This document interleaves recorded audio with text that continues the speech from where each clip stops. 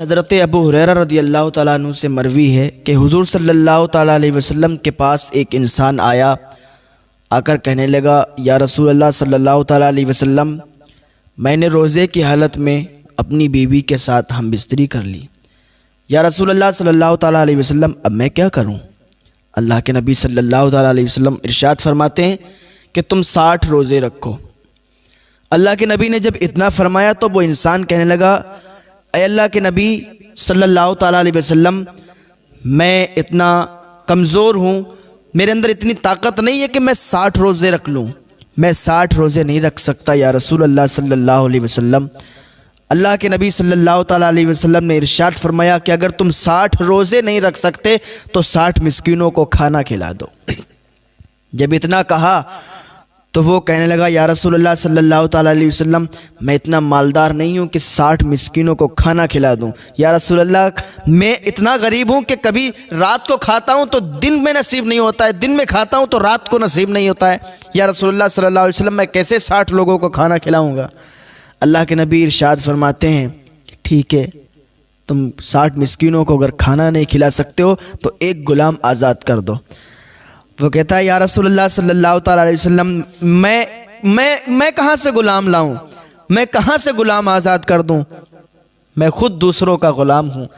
یا رسول اللہ صلی اللہ تعالیٰ علیہ وسلم، میرے پاس کوئی غلام نہیں ہے جسے میں آزاد کروں۔ اللہ کے نبی صلی اللہ تعالیٰ علیہ وسلم نے فرمایا، ٹھیک ہے، تو بیٹھ جاؤ۔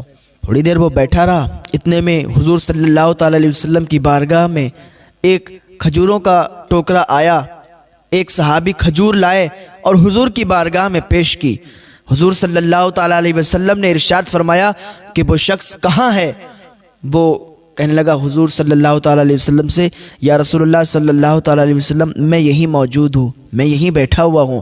اللہ کے نبی صلی اللہ علیہ وسلم نے وہ کھجوروں کا ٹوکرا اٹھایا اور اسے دے دیا، کہا جاؤ اپنے محلے میں، اپنے گاؤں میں، بستی میں جا کے اس کو تقسیم کر دو، اس کو لوگوں کے درمیان بانٹ دو، تمہارا کفارہ ادا ہو جائے گا۔ تو وہ کہنے لگا، یا رسول اللہ صلی اللہ تعالیٰ علیہ وسلم، میں اپنی بستی میں، اپنے محلے میں سب سے زیادہ غریب میں ہی ہوں، مجھ سے زیادہ کوئی غریب نہیں ہے یا رسول اللہ صلی اللہ علیہ وسلم۔ حضور صلی اللہ تعالیٰ علیہ وسلم مسکرائے، اور اتنا مسکرائے کہ دندان مبارک دکھنے لگے، چمکنے لگے، یعنی اتنا غریب انسان۔ حضور صلی اللہ تعالیٰ علیہ وسلم نے ارشاد فرمایا کہ ٹھیک ہے، تم لے جاؤ اس کو، تم کھانا، اپنے بیوی بچوں کو کھلانا، اپنے گھر والوں کو کھلانا، تمہارا کفارہ ادا ہو جائے گا۔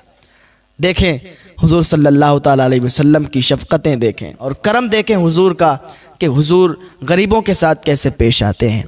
رمضان شریف کا مہینہ ہے، یہ ہمیں صبر سکھاتا ہے، اور اس مہینے میں آپ کو صبر سے کام لینا چاہیے۔ اس مہینے میں جو روزہ رکھتا ہے تو اس کو پتہ چلتا ہے کہ یار جو غریب انسان ہوتے ہیں نا، تو انہیں کیسا محسوس ہوتا ہے، جب وہ بھوک لگی ہوتی ہے انہیں، تو بھوک کی حالت میں انہیں کیسا لگتا ہے، کیسا محسوس ہوتا ہے۔ تو وہ اپنے اندر آپ فیلنگ لائیں۔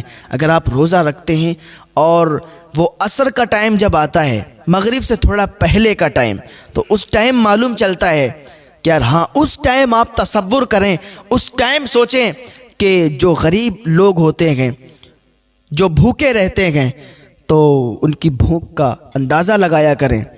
ہاں، ان کی بھوک کا عالم کیا ہوگا۔ یار ہم تو آج یہ مہینہ ہمیں نصیب ہوا، یہ پاک مہینہ ہمیں نصیب ہوا، اس مہینے میں ہم لوگ روزے رکھتے ہیں، تو اس مہینے میں زیادہ سے زیادہ آپ غریبوں کو تقسیم کریں، غریبوں کی مدد کریں اور غریبوں کا سہارا بنیں، کیونکہ اگر آپ غریبوں کا سہارا بنیں گے، آپ غریبوں میں خرچ کریں گے، تو اللہ تعالیٰ آپ کے مال میں برکت عطا فرمائے گا، اور آپ کے کام میں برکت عطا فرمائے گا، آپ کی دولت میں برکت عطا فرمائے گا۔ آپ اللہ پر خرچ کریں گے، اللہ آپ کو اتنا ہی نوازے گا۔ تو یہ رمضان شریف کا پاک مہینہ ہے، اس کے فیوز و برکات سے آپ لوگ مالا مال ہوتے رہیں۔ اس مہینے میں، اس پاک مہینے میں اگر آپ کے دروازے پر کوئی آ جائے تو اس کو خالی ہاتھ واپس نہ کریں، اس کو خالی ہاتھ نہ لوٹائیں، کیونکہ رمضان شریف میں اگر کوئی ایک نیکی بھی کرتا ہے نا، اس کو 70 گنا ثواب ملتا ہے۔ تو ثواب کمائیں اور زیادہ سے زیادہ عبادت کریں۔ اللہ رب العزت کی بارگاہ میں دعا ہے، اللہ ہمیں نیک عمل کرنے کی توفیق عطا فرمائے، زیادہ سے زیادہ صبر کریں، اور صبر کا پھل میٹھا ہی ہوتا ہے۔ وہ کسی انسان نے ایک بلبل کو خریدا تھا، بلبل کو اپنے گھر لایا، लाने के बाद वो बुलबुल जब बोलती थी ना, बड़ा मीठा लगता था, लोग उसको सुनते थे। थोड़े दिनों के बाद उस बुलबुल के पिंजड़े के पास एक तोता आया और उड़ गया। जैसे ही वो आया था ना और उड़ा, उसके बाद वो बुलबुल ने बोलना ही छोड़ दिया। हाँ, अब ये मैं बताना चाहता हूँ कि सब्र का फल मीठा कैसे होता है। वो तोता आया, उड़ गया, बुलबुल ने बोलना छोड़ दिया। अब जब बोलना छोड़ दिया तो वो परेशान हो गया, यार हमारी बुलबुल अभी तक तो बोलती थी, अब क्यों नहीं बोलती है। तो इंसान हज़रत सुलेमान अलैहिस्सलाम के पास गया। हज़रत सुलेमान अलैहिस्सलाम का ज़माना चल रहा था। हज़रत सुलेमान अलैहिस्सलाम के पास गया, कहा हुजूर हमारी बुलबुल अभी तक बड़ा अच्छा बोलती थी, बड़ा मीठा बोलती थी, बड़ा अच्छा लगता था, अब वो बोलना ही बंद कर दिया। एक तोता आया एक दिन, वो बैठा पिंजड़े के पास में और उड़ गया, उस दिन से मेरी बुलबुल ने बोलना बंद कर दिया। हज़रत सुलेमान अलैहिस्सलाम तो अल्लाह के नबी हैं, आए उस बुलबुल के पास, क्योंकि आप परिंदों से भी बातें किया करते थे, आपने हर चीज़ पर हुकूमत की। आप उस बुलबुल के पास आए, आने के बाद आपने आपस में बातें की, तो बुलबुल ने कहा, वो तोता जो आया था ना, उसने ये बताया कि तुम सब्र से काम लो, तुम्हें ये पिंजड़े के अंदर इसलिए कैद किया गया कि तुम बोल रही हो, तुम बोलती हो और तुम्हारी बोली इन्हें मीठी लगती है। तुम तो ये कहती हो कि मुझे पिंजड़े से आज़ाद कर दो, मुझे जंगलों में छोड़ दो, मुझे उड़ा दो, तुम तो ये कहती हो, लेकिन इनके समझ में कुछ और आता है और इन्हें तुम्हारी आवाज़ मीठी लगती है। तो इससे बेहतर है कि तुम सब्र करो और सब्र से काम लो। जब तुम सब्र करोगी तो ये लोग तुम्हें खुद आज़ाद कर देंगे। जब इतना कहा तो हज़रत सुलेमान अलैहिस्सलाम समझ गए। उस इंसान ने उस बुलबुल को आज़ाद कर दिया। उसे लग रहा था कि ये बुलबुल अब बीमार हो चुकी है, ये बुलबुल अब बोल नहीं रही है, इसमें कोई कमी आ गई है, कोई नुक्स आ गया है, इसलिए उसने उस बुलबुल को आज़ाद कर दिया। पता चला कि सब्र से अगर काम लोगे तो फ़ायदा हमारा ही होगा। सब्र से काम जो लेते हैं उनका फ़ायदा होता है और सब्र का फल हमेशा मीठा होता है। तो सब्र से काम लें, सब्र किया करें।